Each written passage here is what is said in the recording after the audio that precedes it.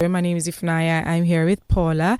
We have a very special guest in the studio, and I'm super excited about today's conversation because it's definitely something that I'm very much interested in, especially because I get to learn as well.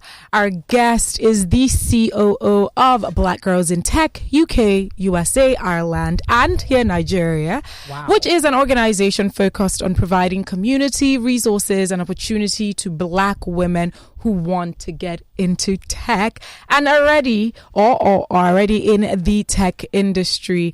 Just taking a look at her profile, she is a remarkable individual with a diverse set of skills and a strong passion for technology and innovation.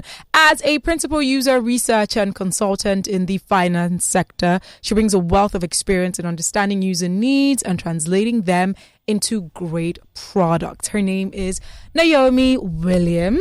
Hello. Hi. Thank you for the intro. Wow. Why did you giggle when I said you're a remarkable individual? I feel like she's shy. I'm actually quite shy. Yeah. And even my friends are always like, Nay, you need to believe in your source a bit more. So when I hear it, I'm just like, You haven't accomplished so much. You shouldn't be shy by now because you come in contact with so many people who are inspired. And they're in your face. I get that. But do you know what? I think it keeps me humble because I'd rather come from a place of like not seeing myself the way my friends or others see me, because it keeps me striving for more, because I would never want to get complacent or think that I got here on my own merits, which to an extent I did, but it's also God's grace and favor that's sustaining me. So I always try and keep that in mind. So I try not to let my ego...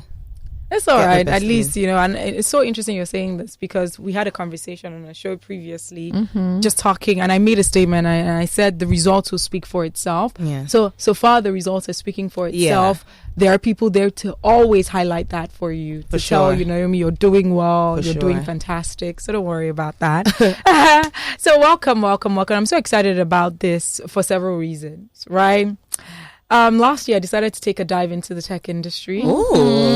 No one told me how difficult it was going to be. Oh, girl. There you go. So before even getting into that, I know with your wealth of experience and you being the COO of Black Girls in Tech, I want you to tell us a bit about what Black Girls in Tech is all about. And then let's delve into the state of tech in Nigeria first. I want us to just like lay a foundation for the conversation. Okay, for sure. So Black Girls in Tech was started off as a community. Literally, the CEO, she had messaged me on Twitter one day during the pandemic. She'd had a particularly difficult day at work. And, you know, in the UK, there's lots of Black women that work in tech. But when we go into our individual companies, we're the one Black woman. At one point, in a finance org I was working in, I was the most senior Black woman there, like after somebody at super director level and I was principal. I didn't want to go down the managerial path. And it was like, we'd go through these things in isolation, but we didn't have a community. So we started off as a community in the pandemic. We were hosting rooms on Clubhouse. I don't know if anyone remembers when that was a thing. Oh, absolutely. So this was just like a few. Yeah, it was like 2020. We turned 3 in September last year. Okay. And then as time went on and we came out of the pandemic, people wanted to meet up, and then organizations started wanting to partner with us because at that time, D&I was a really big thing because of the George Floyd incident that had happened. And we started partnering with the likes of JP Morgan, Selfridges, BT, Accurex, partnering with them to host hackathons, events, boot camps, things like that. And then in 2021, we came to Nigeria and we started hosting our inaugural conference. It's called Tap Into Tech, just talking to people about how you get into tech, etc. Then we expanded to running our own actual long-term boot camps. So we do a front-end development one and we do a UX UI one. So 12 weeks and 16 weeks and 12 weeks. And you get like proper training. So we've been doing that for a few years now. So we first started in the UK, then we came to Nigeria, then we expanded to Ireland and now the US. While you know, some of our boot camps and programs, you know, our community in the UK, we try and keep it as low as possible. We're one of the lowest priced boot camp courses if you want to get into tech in the UK. But for Nigeria, we've always been very aware of the economic disparity, the lack of access to resources, etc. So everything that we do is free for our community here. That's amazing. Like, so boot camps, hackathons, scholarships, everything. I remember a couple of years ago we partnered with this startup called Crowdforce. I think they're now called Payforce, and they've merged with another startup in Kenya. And I remember my friend was the CEO and co-founder. So I said to him, I was like, listen, we're doing this boot camp. Got these girls that are going to do 16 weeks. You pick the best 1, 2, 3. He picked 4 of them, trained them further, and I think a couple of them still work there till this day. Wow. So we try and make sure that it's education and then long-term opportunities where we can. It's because I'm not fully based. We have a team in Nigeria, but I'm not fully based here. So sometimes it's hard to get those partnerships and build those relationships, which is what I've been trying to focus more on in the past year, and which is my focus this year. That's amazing. I mean, you guys have done so much, and I love that. Also, before I forget, because I might forget later, it just came to me. So we've also partnered with Cisco for the past year. Wow, I think, amazing. Wait, hold on, was it last year or the year before? Yeah, since October last year, we have our own cyber academies where we offer 9 free courses. So I think it's C++, Python Essentials, JavaScript, CSS, and networking essentials, and some other courses. It's totally free. Just go on our website, look for the Cyber Academy, and you can do any of those courses for free. Some are 70 hours, some are 16, some are 30. The only thing that's not covered is like the qualification exam, but the actual training is free. So yeah, tell your nieces, nephews, daughters, cousins. So I know off air, just before we went on air, you may have thought I was joking, but I'm like, people who don't know how to start a computer. For those who want to be a part of it, I will ask about that. But for you, when did you discover that you had a flair for tech? Because we have words like tech bro, but we don't have Texas. It's slowly growing. It's like this tech Texas, or whatever. Okay. So my journey is actually quite unusual, and most people who get into tech is actually quite. So I was born in Lagos. I'm a Lagosian, proper. Lived here till I was 10. My mum was born in the UK, and when we returned, she was like, you know what, Nigeria's long. Abacha just died. She's like, let's go. So I went to school there, Nigerians, academic excellence, etc. But my mum was one of the more liberal Nigerian parents that I knew. So she had degrees and masters in international law and diplomacy, etc. But when it came to, and then my friends' parents were pushing them to study math, science, etc.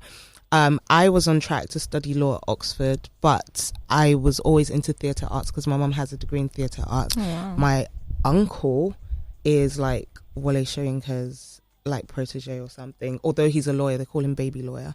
I don't know if they still do actually, but so I could have gone down the academic route because I actually wanted to be a lawyer, still do. So that might be like my third stage in life thing. And so when I was doing my A-levels, I applied to study law, but I actually didn't think I was going to make the grades. So I had a moment of self-doubt, and I decided, you know what, I'm just going to go study psychology because I don't want to do the UK gap year. So I don't know if anyone knows, back in the day, in the UK, when they would do their gap years, they would go backpacking and sleep in hostels, and I was like, ill. That was definitely not you. I ended up studying psychology, and it was more about the science of psychology. My mum asked me if I wanted to do a master's. I was thinking about forensic, but I said, you know what, I've been going to school, I'm tired. Just let me chill.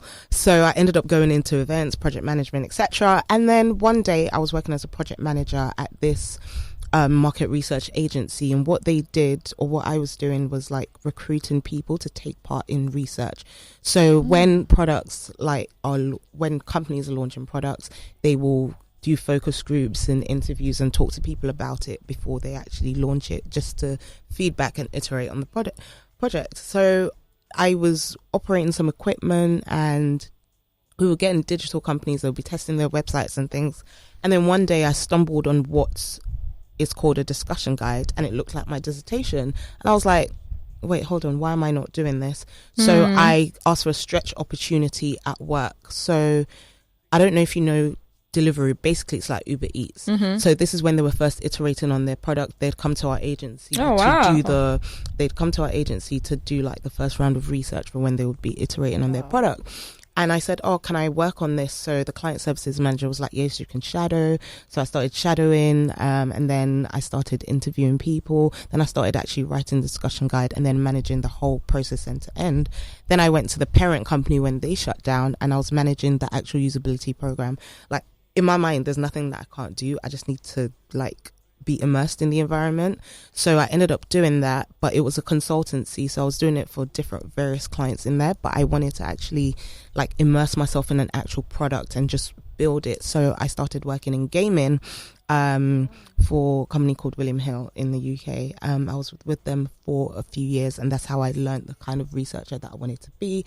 And then I also realized that, okay, we're in a digital age and we're all consuming these products, but do you actually know that you can help build these products? Like, take Instagram, for example.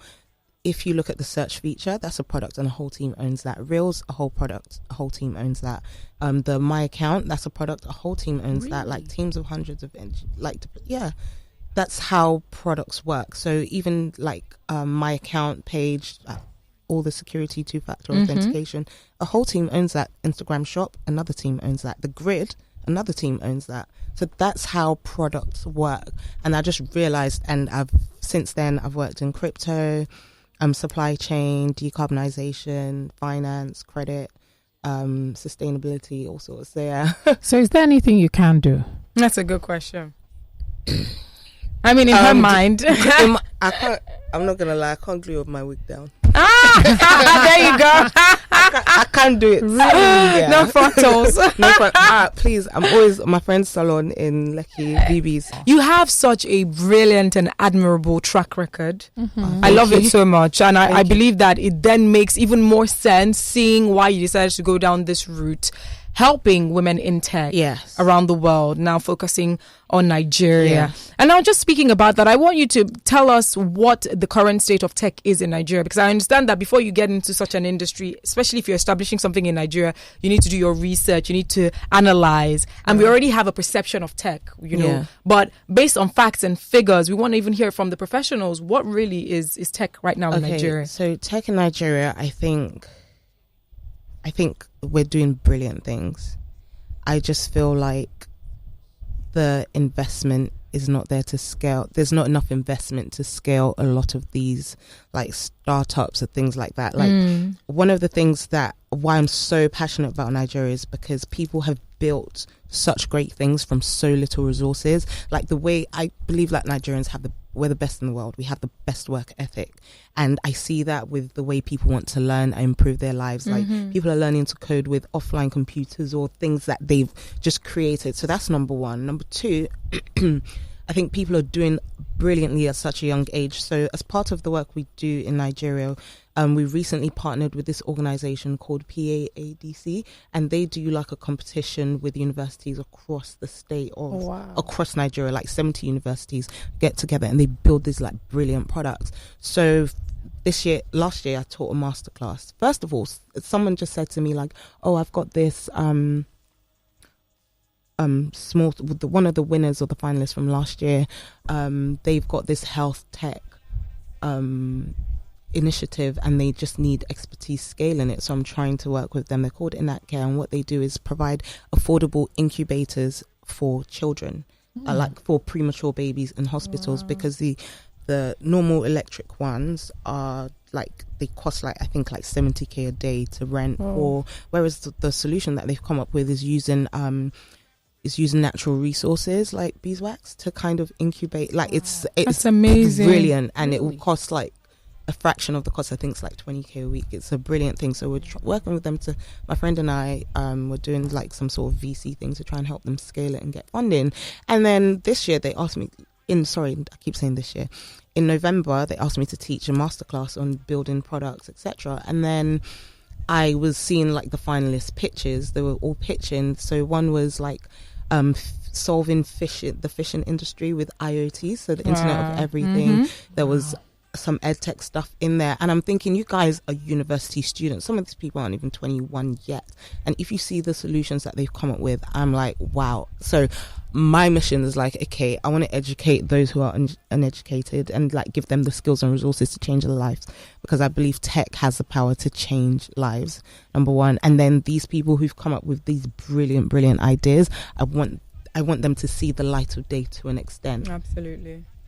That's phenomenal. And just looking at that and moving on to the women or the girls that are in tech, what have you observed the interests to be? You know, are you trying to convince people to be interested in tech, or there are already people that are like hungry and they're like looking for opportunity? They're hungry and they're looking for a way out. They're looking for any opportunity that's going to change our lives. Like, I'm very aware of the privilege that I have, but I'm also very aware of what it's like, not from a first-hand experience, but what it's like. I expose myself to things by talking to people of what it's like living in Nigeria, what the wages, what the salaries are, and it's scary that people wake up every day and still like find a way to go and are looking for ways to better their lives. So the interest is there. One thing that we've been trying to figure out for a couple of years is get corporates in the UK to like do like a laptop drive. If I can give a laptop to every student or every aspiring tech girl, I would, like, literally, I would do anything in my power to change the lives of people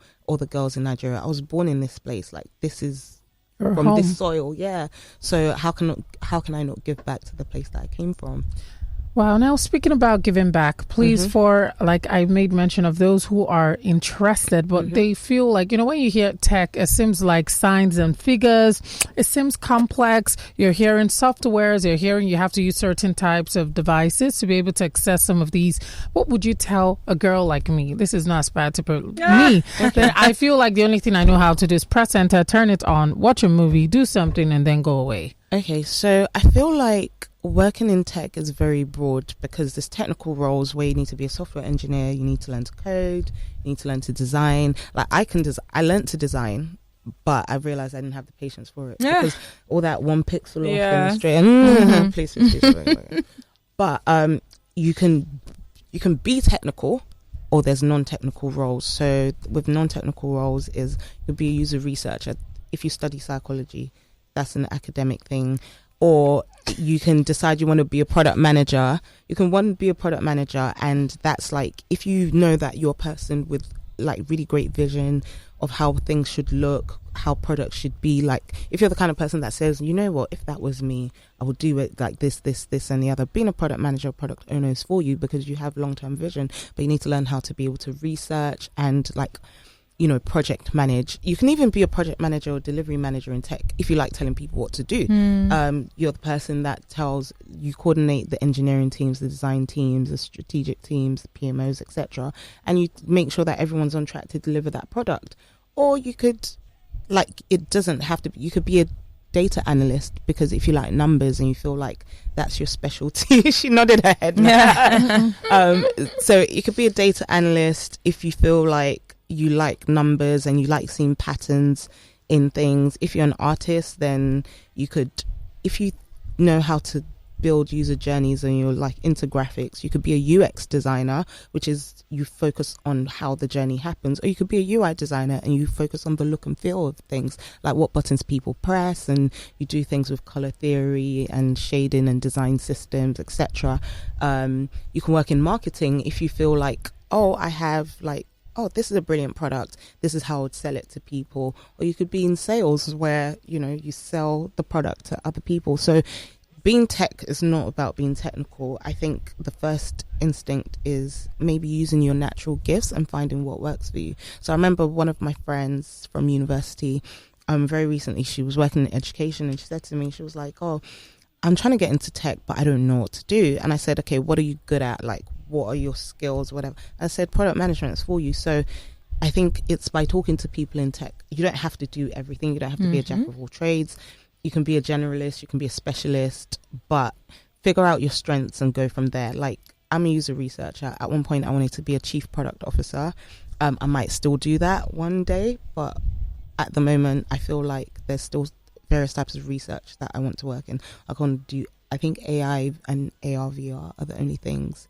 So augmented reality, virtual reality and artificial intelligence are the industries that I haven't really focused too much on. I think once I potentially work in those industries, that's like my infinity stones of research. And then maybe I'll go into product, or I would have scaled Black Girls in Tech in Nigeria so much that I don't need that. Or I might decide to go study law and then come back and bring it to what I know about tech. That's fantastic. About studying for someone, she's a psychologist, by the way. Oh, okay. Yeah, that's not what we're going to talk about right now. Yeah. See, I saw the smile.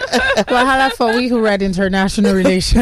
The truth is, I want to ask you, when you hear tech, I'm thinking people who are good in sciences and math and computer, just the whole computer and technology sciences. So hearing that you, with a background in psychology, could switch over to tech and actually be a leader in that field, how does it work? So because psychology is a social science, and the research side of building a product and making sure it works is social. You're dealing with people, you're dealing with forced choice. God, what theory do I know correctly that's come to mind? Anyway, you're dealing with behavioral science, scientific principles that apply to human behavior and how they will engage with your product, use your product, how you're going to retain customers, like the design choices that you make on how you position your product. So the transition is quite easy in that sense. Again, no type of degree or education is discounted, but I will say for my specific role, a social science degree in something sociology, anthropology, etc. is always beneficial. And it's also I will say that it's one of the hardest jobs to get in the tech space, like in comparison to being a designer or whatever. I mean, one can say that education's different, like teaching yourself to code, it requires some mathematical thing, if but why and blah blah blah. I wrote one line of code and I gave up. No, I'm listen. not even gonna lie to you. But I'm saying that for my particular role, a social science degree is beneficial because it's a highly academic job. So it's not as blasé. When people hear UX, they think it's all fun and games. But that particular role, because it informs the strategy of the product, from the strategic research you do to the iterative design work where you're changing buttons or moving things around. So it's highly academic. But apart from that, I think any role that you want to get is about transferable skills and what you bring to the table and knowing what your strengths are and how to apply that to that role. Wow. I love how you have demystified the ecosystem of tech, really, where people are able to find their place, their fitting, their positions in tech. And I love that so much. Now, just taking a look at establishing Black Girls in Tech in Nigeria, because you did mention that you've been trying to reach out to companies in the UK that you would wish if they could, hand out laptops to every girl that is interested. What role is the Nigerian government playing? Because remember, this is a part that can really, give life to our economy, especially as it has evolved in other parts of the world and we can see it growing here. So is there anything government is doing? Have you reached out? Okay, so I've reached out a bit, but nothing yet. But fortunately for me, I have been doing my handshaking, etc. So I have a few friends who are in the government space who are now who are in a space where they can be open to conversations, and I can have conversations with them about what they can do to help support our efforts to educate the Black girls, the girl child, Black women in Nigeria, and just improve their lives. I will say that also I do understand that you also sometimes you have to show and prove and have a legacy of work, so that and a track record and history of programs, so that it's easier for them to buy into. We have a track record, we have syllabuses. One of the things that I would love to do is our boot camps. I would love to take them, implement them as some sort of short course in universities across Nigeria. Wow. So as an elective, that would be brilliant. Whatever, because I just believe, because it's tried and tested, people in the UK have gotten jobs based off doing our boot camps. Wow, too many to count. So the design one and the coding one. So it would be something I have big dreams for black girls in Nigeria. Like I love that. I can't even call them black girls in Nigeria because everyone's black. Yeah, I think it's that Yeah. narrative or whatever. But if I could, my goal, big picture, is to educate as many girls in Nigeria as possible. So we've even started speaking to some foundations in the East, to see that if we can just like start taking our efforts as wide as possible, and always looking for partners, always looking for funding, and it all goes to the girls. Like there's nothing in I'm fine.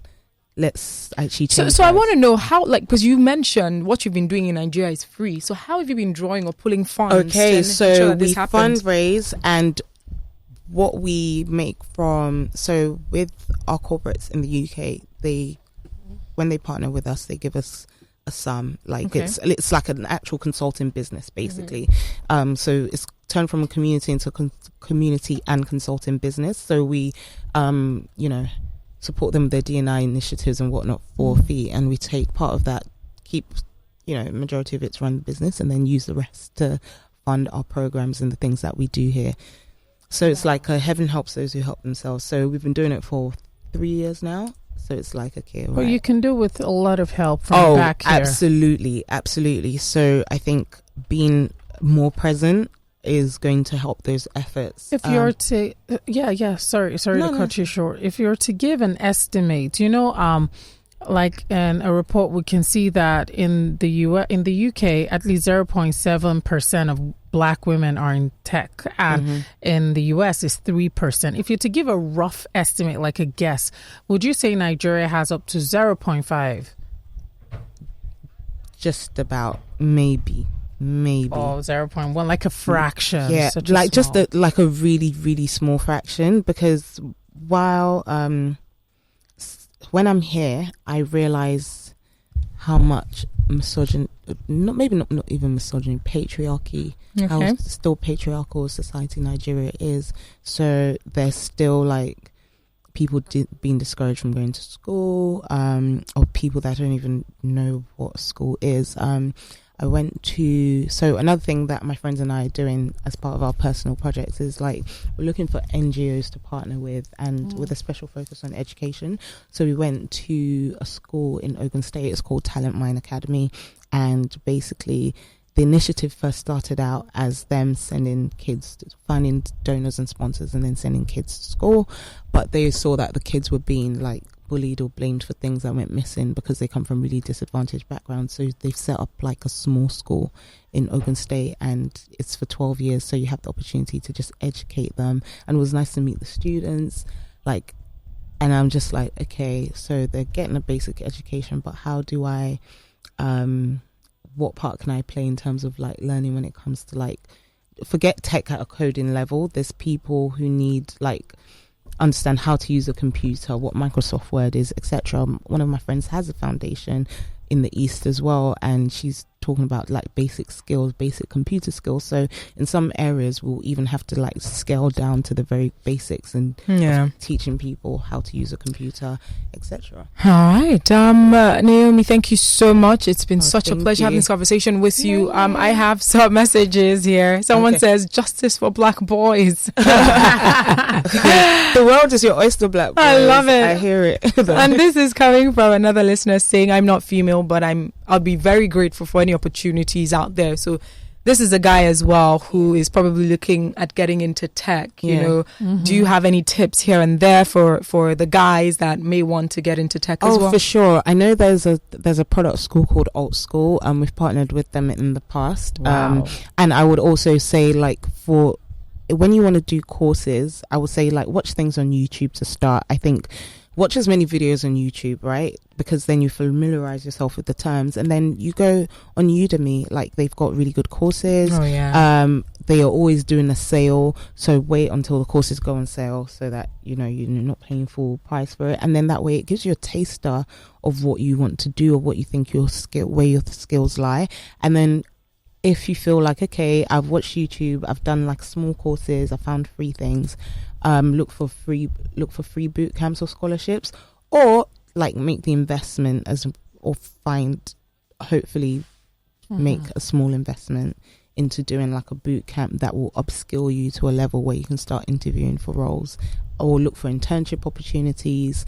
I think I always say Google is your best friend. Absolutely. Google, Twitter, LinkedIn, you just don't know the opportunity that you'll see. Like, I am always forever scrolling on Twitter, which is how I found a lot of the organizations that we've partnered with, for even the outreach work that we do here. Just from scrolling on Twitter is my favorite app.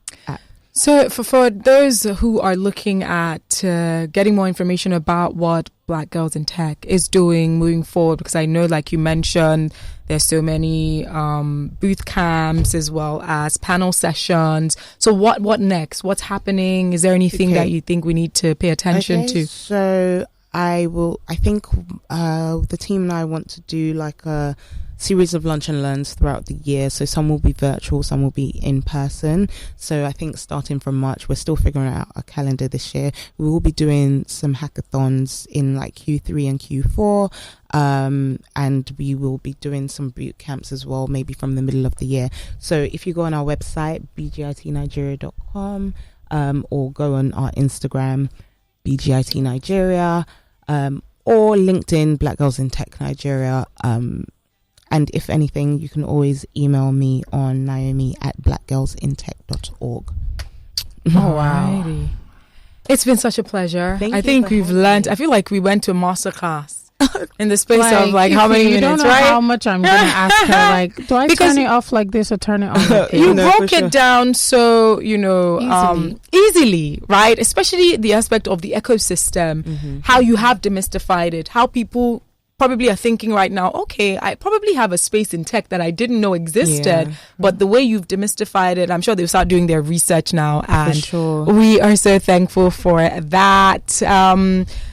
Ima is saying, I feel UI UX is oversaturated. What does product management entail, is what Ima is asking. Okay, so product management is the process of building the product. So it's like when, I don't know, the CEO says to you, I want to launch a shopping feature on the app. Bring it to life. Wow. And then you have to do all the research. So you have to do market research to see what's in the market similar to your competitors.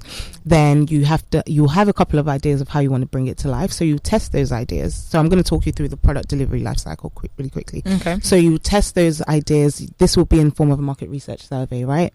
So when you look at the results, there might be 2 ideas that test really well. You already have a customer base, so you want to see if those ideas actually resonate with that customer base. So you will do like some one-to-one interviews, some focus groups, just speaking to them about their use of similar products and how they would potentially use this product if you were to build it. If you get traction with one of them, you will now go to the design team with all the insights. So I would go to the design team with the research and say, okay, and the product owner, like, these are the insights and they've said this, so perhaps let's do this, right? They come up with some wireframes of the product journey, etc.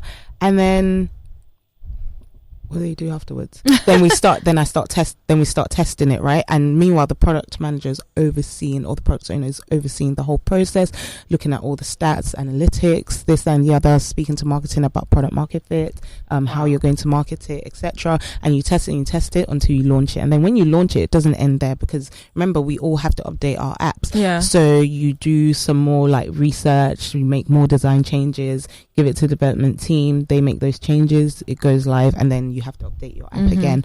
So that's something they could do. Another niche that people can actually tap into is cybersecurity.